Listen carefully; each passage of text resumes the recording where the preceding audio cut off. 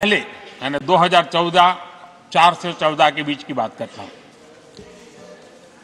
PSU का net profit करीब करीब 1.25 लाख करोड़ था और इस 10 वर्ष में पीएसयू का नेट प्रॉफिट 2.5 लाख करोड़ है।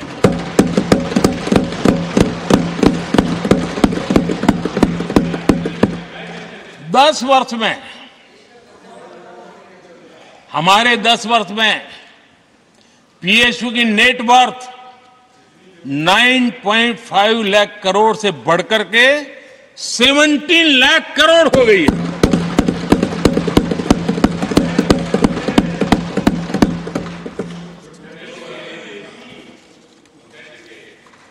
आदरणीय सभापति जी,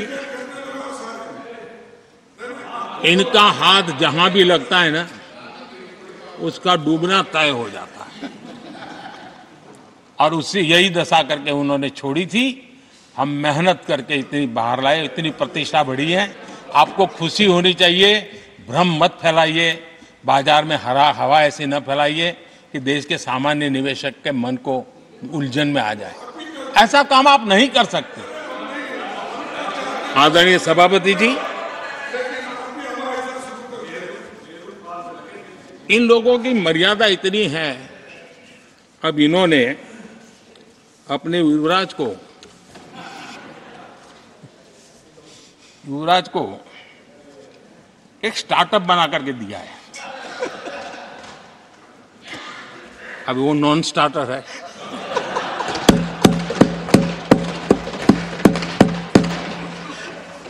न तो वो लिफ्ट हो रहा है, न वो लॉन्च हो रहा है।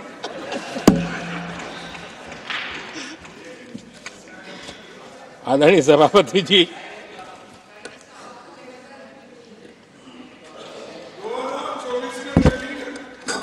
आप पिछली बार भी इतनी शांति से रहे हो तो कितना मजा आता।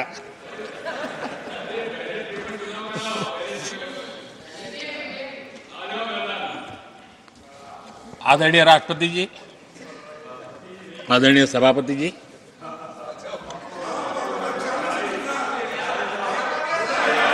बधाई हो, बधाई हो, बधाई हो, सबको बधाई हो।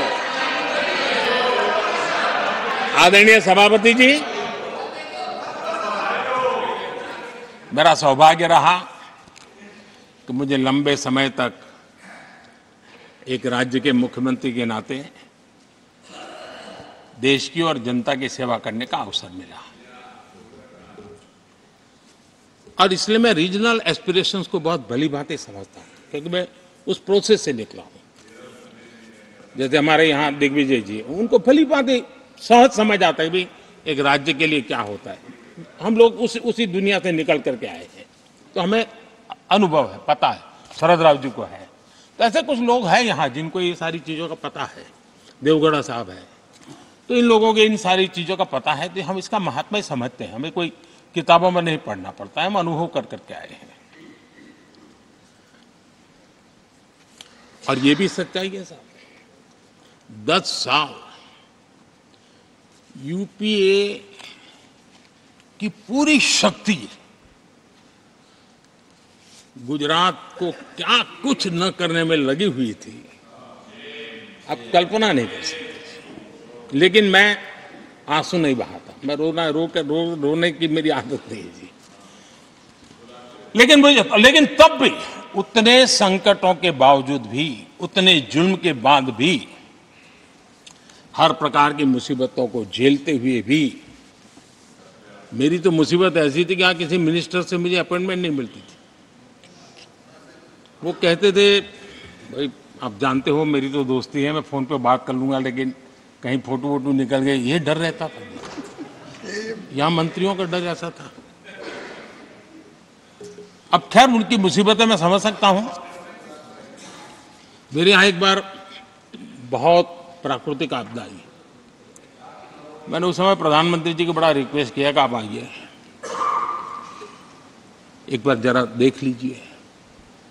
उनका कार्यक्रम बना, फिर साहब एक एडवाइजरी कमेटी बनी थी ना, शायद वहां से हुक्म आया, तो कोई हेलीकॉप्टर से हवाई निरीक्षण करे वो तो मैं समझ सकता हूं। साहब वो कार्यक्रम बदल करके साउथ में किस राज्य में गए तो मुझे याद नहीं रहा आज, और बोले हम हवाई जहाज से ऊपर से देख लेंगे, हम गुजरात में नहीं आएंगे। मैं सूरत पहुंचा हुआ था, वो आने वाले थे, मैं जानता हूं आखिर में क्या हुआ होगा। तो आप कल्पना कर सकते हैं साहब, प्राकृतिक आपदा में भी मैंने ऐसी मुसीबतों को झेला है, लेकिन उसके बावजूद भी उस समय भी मेरा मंत्र था, आज भी मेरा मंत्र है कि देश के विकास के लिए राज्य का विकास, भारत के विकास के लिए गुजरात का विकास, और हम सबको इसी रास्ते पर चलना चाहिए।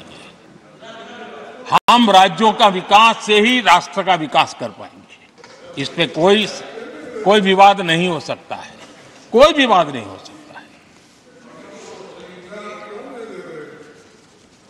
और मैं आपको विश्वास देता हूं सभापति जी, राज्य अगर एक कदम चलता है तो 2 कदम चलने की ताकत देने के लिए मैं तैयार हूं।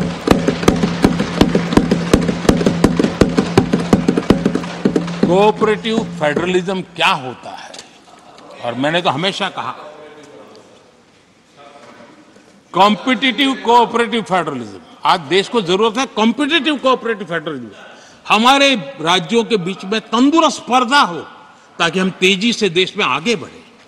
एक सकारात्मक सोच के साथ हमको चलने की जरूरत है। और मैं ये राज्य में था तब भी इसी विचारों को लेकर के काम करता था, इसलिए चुपचाप सहता भी था। आदरणीय सभापति जी, कोविड एक उदाहरण है। इतना बड़ा संकट आया दुनिया का,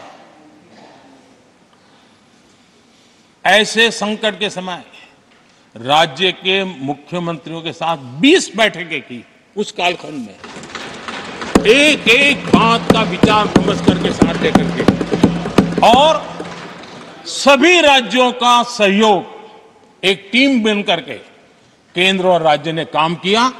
दुनिया जिस मुसीबत को झेल नहीं पाई, हम सब ने मिल करके, किसी एक को क्रेडिट मैं कभी नहीं दूंगा, सब ने मिल करके इस देश को बचाने के लिए जो हो सकता है,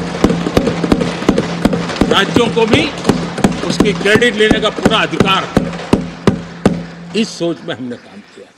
आदरणीय सभापति जी, G20 का आयोजन हम दिल्ली में कर सकते थे। हम दिल्ली में इन बड़े बड़े नेताओं के बीच रह करके सब कुछ क्या नहीं कर, पहले हुआ ही है। हमने ऐसा नहीं किया।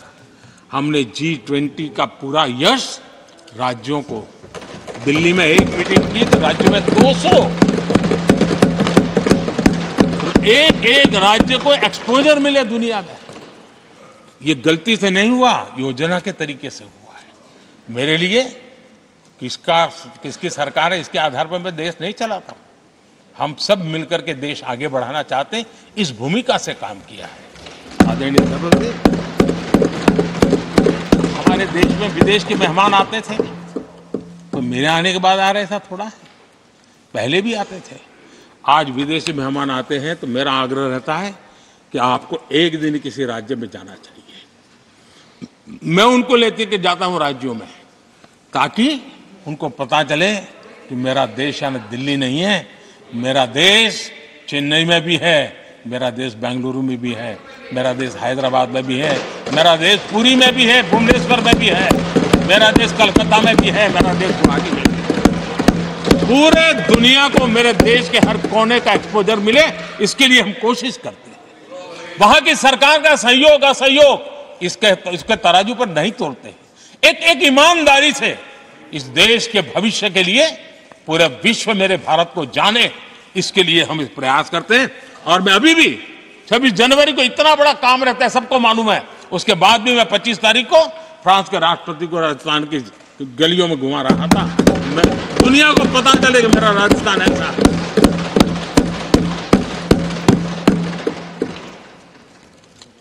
आदरणीय सभापति जी, हमने एक बहुत बड़ा कार्यक्रम लिया जिसकी विश्व में एक मॉडल के रूप में चर्चा हो रही है, एस्पिरेशनल डिस्ट्रिक्ट। एस्पिरेशनल डिस्ट्रिक्ट की जो सफलता है ना, उसमें 80% भूमिका मेरे राज्यों के सहयोग की है। राज्यों ने जो सहयोग किया है, उन्होंने एस्पिरेशनल डिस्ट्रिक्ट की मेरी भावना को समझा है। आज उस एस्पिरेशनल डिस्ट्रिक्ट को आगे बढ़ाने के लिए 80% ताकत राज्यों से मिल रही है, डिस्ट्रिक्ट लेवल के अफसरों से मिल रही है। और जो राज्य वो राज्य की औसत में भी आखिरी पायदान पे खड़े थे, वो आज नेशनल एवरेज के साथ कंपटीशन करने लगे। ये डिस्ट्रिक्ट कभी पिछड़ी डिस्ट्रिक्ट माने जाते थे। ये सबका सहयोग से हो रहा है और इसलिए हमारे कार्यक्रमों की रचना ही सबको साथ लेकर के चलने की है और मिल करके देश के भविष्य को बनाने की है। आज देश का हर कोना, हर परिवार विकास के फल प्राप्त करे, ये हम सबका दायित्व है और हम उसी दिशा में जाना चाहते हैं। हम हर राज्य को उसका पूरा हक भी देना चाहते हैं। लेकिन मैं आज एक अहम मुद्दे पर मेरी पीड़ा व्यक्त करना चाहूंगा। आदरणीय सभापति जी, एक राष्ट्र हमारे लिए सिर्फ जमीन का टुकड़ा नहीं है, हम सबके लिए एक इकाई ऐसी है जो प्रेरणा देने वाली इकाई है। जैसे शरीर होता है, शरीर में जैसे अंगांगी भाव होता है, अगर पैर में कांटा लगे तो पैर ये नहीं कहता है